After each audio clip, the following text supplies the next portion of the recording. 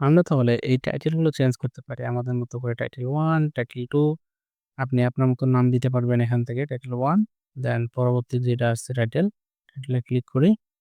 দেন এখান থেকে টাইটেল 2 এটা যে টাইটেল 1, টাইটেল 2 ই দিবেন আপনি তা না। এটা আপনার মতো করে আপনি চেঞ্জ করবেন। ইমেজগুলো আপনি চেঞ্জ করতে পারবেন চাইলে ইজি ভাবে। ইভেন আপনি এই যে এরো গুলো কালার চেঞ্জ করতে পারবেন। এই জিনিসগুলো তো আপনার স্টাইলে আছে। তো আমরা পরবর্তী আমাদের উইজেট যেটা আছে সেই উইজেটটাকে দেখার ট্রাই করব। ক্যারোসেল আমাদের দেখা ডান। এখন আমরা যে টেক্সোনমি ফিল্টার যে একটা অপশন আছে এই অপশনটা দেখতে চাই। এটা কিভাবে কাজ করে? এটাকে নিয়ে আসেন। প্রথমত আপনি একটা কাজ করেন, একটা কন্টেইনার নেন, দেন ফ্লেক্স বক্স নিলেন। নেওয়ার পরে আপনি এখান থেকে টেক্সোনমিকে নিয়ে আসলেন। ডিফল্ট বলতেছে দেখেন choose a loop grid two view the টেক্সোনমি filter. একটা লুপ গ্রিড সিলেক্ট করো যেটাতে টেক্সোনমি ফিল্টার আছে। সিলেক্ট করলাম। এখন টেক্সোনমির ক্ষেত্রে আমরা কি ইউজ করতে পারি? ক্যাটেগরি। যদি ক্যাটেগরি দেই, যতগুলো ক্যাটেগরি আছে সকল ক্যাটেগরি এখানে আসতেছে। আপনি যদি সিলেক্টেড কোনো স্পেসিফিক ক্যাটেগরিকে সিলেক্ট করেন তাও আসবে। ট্যাগ যদি থাকে আপনার ট্যাগ ওয়াইজ ট্যাগগুলো আসবে এবং এটার ডিরেকশন কি হবে? ভার্টিক্যাল না হরাইজন্টাল? দেখুন ভার্টিক্যাল, এটা হচ্ছে হরাইজন্টাল। ক্যাটেগরি এলে সবগুলো ক্যাটেগরি আসবে। এখানে সেটিং অপশন আছে যে মাল্টিপল সিলেকশন যেগুলো আছে সেগুলো আপনি করবেন কিনা। এন্ড ওর আগে এখানে লজিক দেওয়া জাস্ট। এটা যদি মাল্টিপল স্টেপ থাকে তা এন্ড তাহলে এটা আসবে, না হলে আসবে না। তো এখানে এন্ড ওর অপশন আছে। ডিসপ্লে এলিমেন্টের ক্ষেত্রে আপনি এমটি এলিমেন্ট যেগুলা সেগুলা দেখাবেন কিনা, ঠিক আছে? টেক্সোনমি চাইল্ড থাকলে আপনি সেক্ষেত্রে আপনি ডিপ কয়টা দেখাবেন। তো এই টাইপের জিনিসগুলো এটা আমরা এখানে নরমালি ইউজ করি না। এই জিনিসটা ইউজ হয় বিশেষ করে আমাদের ব্লগের ক্ষেত্রে ফিল্টারিং এর ক্ষেত্রে। তো ব্লগের ক্ষেত্রে ফিল্টারিং এর ক্ষেত্রে আমরা এটা ইউজ করতে পারি বা চাইলে ডিফিন গুলো প্লাগইন ইউজ করতে পারি। বাট যেহেতু এখানে আছে এটাকে আমরা জন্য দেখতেছি। কতগুলা টেক্সোনমি দেখাবে? সাপোজ 5 টা দেখাচ্ছে এবার। আপনি লিমিট করতে পারবেন এগুলা, ঠিক আছে? আপনার মতো করে এগুলাকে ধরে আপনি লিমিট করে নিতে পারতেছেন। তো এখানে যে এটা গেল লুপ গ্রিড 1 এটা যদি পাবলিশ দেই কোনো কিছু হবে? নিচের দিকে যাই। খুব বেশি কিছু আশা করতেছি না আমি। ডিফল্ট জাস্ট এখান থেকে এই তো আর কিছু আসতেছে না। যাই হোক এটা আমাদের ব্যাপার না। টেক্সোনমি যেটা আছে বা টেক্সোনমি ফিল্টার যেটা এটা আমরা এইভাবে কাজ করি না নরমালি। যখন কোনো লুপ গ্রিড আলাদা করে বানাবো সেই লুপ গ্রিডকে আমরা এখানে দিয়ে দিতে পারবো আরকি। সেই লুপ গ্রিড অনুযায়ী ফিল্টার হবে তখন। দেখি আমাদের পরবর্তী উইজেট কি আছে? সার্চ। এটা একটা ইম্পোর্টেন্ট জিনিস। সার্চটাকে নিয়ে আসি। তো সার্চ জিনিসটা কেন আমাদের দরকার? অনেক সময় ইউজার কোনো কিছু খুঁজে না পাইলে এখানে সার্চ করবে আমার ওয়েবসাইটে এবং সেই রিলেটেড জিনিসটাকে আমার এই সার্চ বার নিয়ে আসবে। সেটা হতে পারে একটা ব্লগের পোস্ট হতে পারে, হ্যাঁ? তো আমরা যদি দেখি যে এখানে কোনো কিছু সার্চ করে এটা আসে কিনা, এটাকে পাবলিশ দিলাম। নিচের দিকে যাব। এখানে সার্চ করি যে হ্যালো ওয়ার্ল্ড। হ্যালো ওয়ার্ল্ড নামে একটা পোস্ট ছিল। এখানে যে হ্যালো ওয়ার্ল্ড পোস্টটাকে নিয়ে আসি। সার্চ করে আমরা হ্যালো ওয়ার্ল্ড পোস্টটাকে নিয়ে আসি। তো এখান এই জিনিসটাকে সার্চ দিয়ে আপনি ইমপ্লিমেন্ট করবেন যে সার্চটা আপনি কিভাবে দেখাইতে চান। এখান থেকে আপনি অপশনগুলা এড করতে পারবেন। অটো কমপ্লিট দিতে পারেন চাইলে। তারপরে আপনি যে আইকন যদি চান যে ডিফল্ট কোনো আইকন নাই আপনি চাইলে এখানে আইকন দিতে চান সার্চে। এই যে সার্চ আইকন, এই যে সার্চ আইকন এড হয়ে গেল। এইগুলো কাস্টমাইজ করা যায় নরমালি আপনার এলিমেন্টরে প্রোতে। কিন্তু নরমালি কিন্তু আপনি একটা প্লাগইন বা এতে খুব বেশি অপশন দিবে না। যেটা এলিমেন্টর আপনাকে প্রোভাইড করে। হিউজ অপশন প্রোভাইড করেন। এই সার্চ যেটা আছে এখানে আমি যদি সার্চ নাও। এই যে এখান থেকে সার্চ নাও চেঞ্জ হয়ে গেল। এখানে যদি আপনি আইকন দিতে চান এখান থেকেও সেম ভাবে আপনি আইকন এড করতে পারবেন। সার্চ তাহলে না বুঝবে এখানে সার্চ করতে বলতেছি। রেজাল্ট এ দেখতে হবে যে লাইভ রেজাল্ট দেখতে চাইলে দেখাতে পারবে এবং স্পেসিফিকভাবে কোনো টেমপ্লেট যদি থাকে তোমার সেই টেমপ্লেটটাকে এখানে তুমি চুজ করে দিতে পারবা।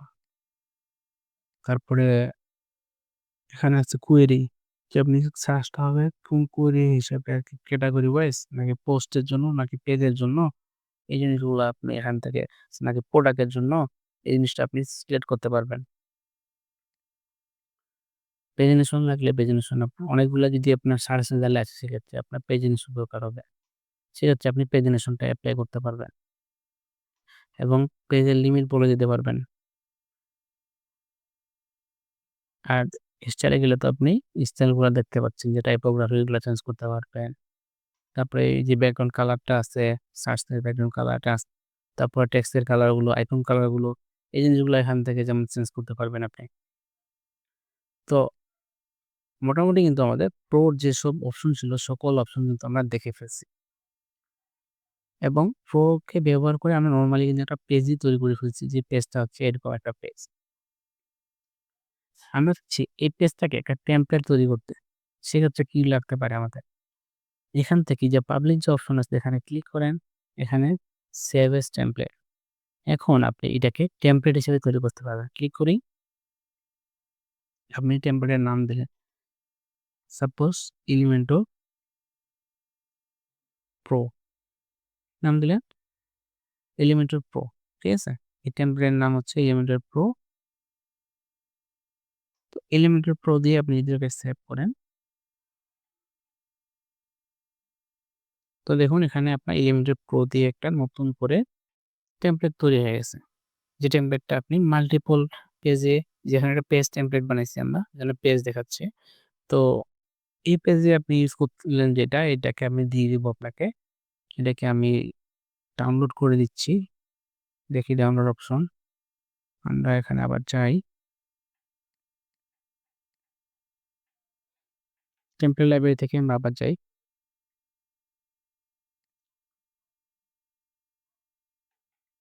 তো আমরা এখান থেকে যেতে পারি থিম বিল্ডারে। যেহেতু আমরা সেভ করছি এখানে আমাদের ওই টেমপ্লেটটা থাকা উচিত। যে টেমপ্লেটটা বানাইছি সেই টেমপ্লেটটা কোথায়? আমরা পেজ বানাইছি, আমরা ওয়ালে যাই। হেডার, ফুটার, সিঙ্গেল, আর্কাইভ, লুপ, যে আমরা লুপের জন্য বানাইছিলাম। তো এখান থেকে যদি না পাই, আমরা যাবো একবারে আমাদের ইয়েতে টেমপ্লেটস, অল টেমপ্লেট। এখান থেকে ৪ টা টেমপ্লেট দেখতে পাচ্ছি। আমাদের এলিমেন্টর প্রো যে টেমপ্লেটটা, এই টেমপ্লেটটা হচ্ছে এটা। এই টেমপ্লেটটা আমরা এখান থেকে এক্সপোর্ট করতে পারবো। ঠিক আছে? এক্সপোর্ট মানে কি? এখান থেকে আমরা এটাকে ডাউনলোড করতে পারবো এখন। এক্সপোর্টে ক্লিক করে আমার ফাইলের নাম দিলে সেই নামটা আমার এখানে দিতে হবে। এলিমেন্টর, আমরা কি নাম দিতে পারি? হুম। আচ্ছা, এলিমেন্টর প্রো দেই। Elementor pro. Elementor pro. আমরা এটার নামটা এলিমেন্টর প্রো উইজেট দেই। সেটাতে সবথেকে আরকি আন্ডারস্ট্যান্ডেবল একটা জিনিস হবে। উইজেট। এলিমেন্টর প্রো উইজেট লিস্ট। এটাকে আমি আপনাকে দিয়ে দিব, সমস্যা নাই। ডাউনলোড করে রাখছি। তো এটাকে আপনি ইম্পোর্ট, যখন আপনি এটা ডাউনলোড করবেন, এভাবে ডাউনলোড করতে পারবেন। খুব ইজি ভাবে। আর এটাকে যখন ইম্পোর্ট করবেন, এখানে যে ইম্পোর্ট অপশন আছে, আপনি আপনার ফাইলে যাবেন। এখান থেকে এটাকে চুজ করবেন, আপনার ফাইলটাকে চুজ করে এখান থেকে ওপেন করে দিবেন। দিয়ে এখান থেকে ইম্পোর্ট করবেন। এখানে তখন দেখবেন যে আরেকটা টেমপ্লেট এড হয়ে গেছে। তো আমরা দেখা হচ্ছে পরবর্তী কোনো লেসনে, যেখানে আমরা নতুন কিছু শিখবো আবার।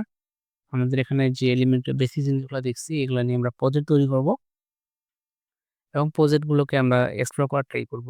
কিভাবে আমরা এপ্লাই করতে পারি এলিমেন্টর দিয়ে, এবং এলিমেন্টরের কোনো টেমপ্লেট হিসাবে ইউজ করলে বেটার হয় কিনা, এই জিনিসগুলো আমরা দেখব। আর এখানে যেসব দেখতে পাচ্ছেন এগুলো প্রত্যেকটা আপনি টেমপ্লেট বানাতে পারবেন। আপনি 404, আপনি যে ইরোড পেজের যদি কোনো টেমপ্লেট দরকার হয় আপনার, এখান থেকে ইরোড পেজের টেমপ্লেট বানাইতে পারবেন। কিভাবে? এখান থেকে ক্লিক করবেন 404, এখানে আপনি দিলেন যে ইরোড, হ্যাঁ? পেজ টেমপ্লেটের নাম দিলেন ইরোড। তো আপনার এই যে ডিফল্ট যেগুলো আছে এগুলা তো আপনি ইউজ করতে পারবেন না। এগুলা আপনাকে দিবেও না ইউজ করতে। পেজ আছে অনেকগুলা, এগুলো আপনাকে দিবে না ইউজ করতে। তো এগুলা আপনার দেখে লাভ নাই। জাস্ট এগুলা আপনাকে বানাইতে হবে। আপনার মতো করে আপনি এটাকে বানাবেন। তো এখান থেকে আপনি তখন সেকশন নিবেন। দেন এখান থেকে আপনি হেডিং নিবেন। এখানে দিলেন 404 এটাকে আপনি সেন্টারে দেন। আপনি ধরেন আপনার থিম কালারের উপর ডিপেন্ড করে এটাকে মিলাবেন। যে এটাকে কিভাবে আরকি সুন্দর করা যায়।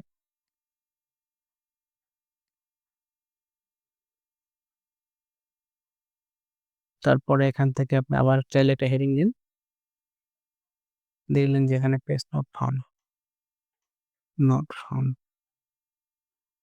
দেন এখানে আপনি একটা বাটন দেন।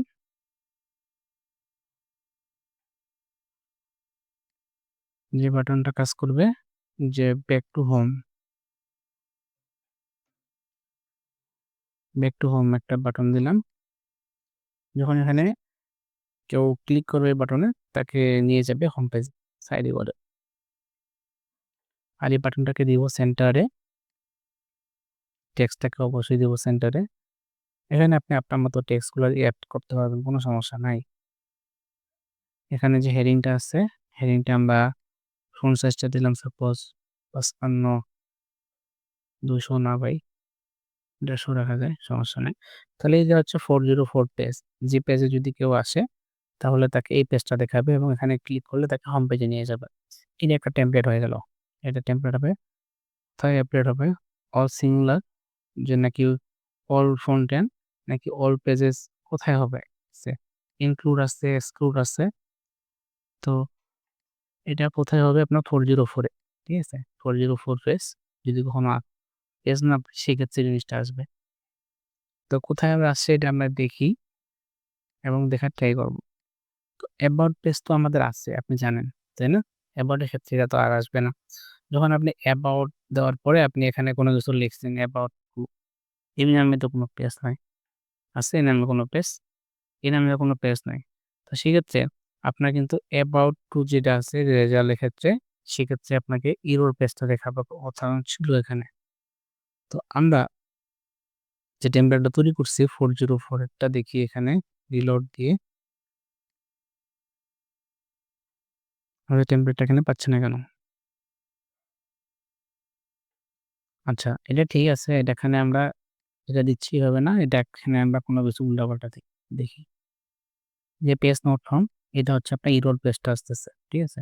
এখন যদি কেউ আপনার ভুল ইউআরএল প্রেস করে বা ভুল কোনো কিছু লিখে আসে, আমার যে পেজটা নাই সেই পেজটা তো আমাকে এখানে দেখাইতে পারবে না, তাই না? কনট্যাক্ট নামে কোনো পেজ আমার আছে?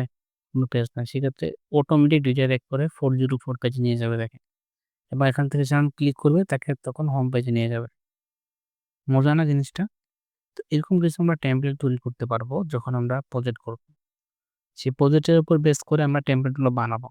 যে টেমপ্লেটটা আমাদের লাগবে সেই টেমপ্লেটটা আমরা ইউজ করব এবং সেই টেমপ্লেটটা কিভাবে একবারে বেস্ট প্র্যাকটিস ইউজ করা যায় সেই জিনিসটাও দেখবো আমরা। প্রত্যেকটাই যে আমাদের এরর টেমপ্লেট গেল, এই টেমপ্লেটগুলো আমরা বানাইছি। আমরা তখন হেডারে টেমপ্লেট বানাবো, ফুটারে বানাবো, সিঙ্গুলার পেজে বানাবো, আর্কাইভ পেজে বানাবো, সার্চ রেজাল্টের ক্ষেত্রে আমরা বানাবো, লুপ আইটেমের ক্ষেত্রে বানাবো। এরকম করে আমরা আমাদের মতো করে চুজ করে বানাতে পারবো টেমপ্লেটগুলোকে। যেটার ক্ষেত্রে আপনি একটা নরমাল থিমকে অন্য লেভেলে নিয়ে যেতে পারবেন। যে এই যে থিমটা যেটা আমরা ইউজ করতেছি, থিমে একবারে সিম্পল দেখা যাচ্ছে সাইডের কি অবস্থা। তো এই সাইডটাকে একবারে সুন্দর করতে চাইলে আমরা এলিমেন্টর প্রো দিয়ে এইভাবে আমাদের মতো করে থিমের টেমপ্লেট গুলো তৈরি করতে পারবো আলাদা, আলাদা করে। মানে সুন্দরভাবে আমাদের মতো করে কাস্টমাইজ করতে পারবো। সবথেকে বড় কথা হচ্ছে এটা। যেটা আপনি নরমালি কোডিং করে করলে আপনার অনেক টাইম সাপেক্ষ বা আপনাকে কোডিং এ ভালো মনে রাখতে হইতো। কিন্তু এখানে কোনো কিছুই রাখতে হচ্ছে না। উইথআউট কোডিং ছাড়া আপনি জাস্ট ড্র্যাগ এন্ড ড্রপ করে আপনি এত সুন্দর, সুন্দর ওয়েবসাইট বানাতে পারবেন যা কল্পনার বাইরে। তো দেখা হচ্ছে পরবর্তী কোনো ভিডিওতে যেখানে আমরা এগুলা নিয়ে বিস্তারিত কথাবার্তা বলবো আমাদের প্রজেক্টে। আল্লাহ হাফেজ।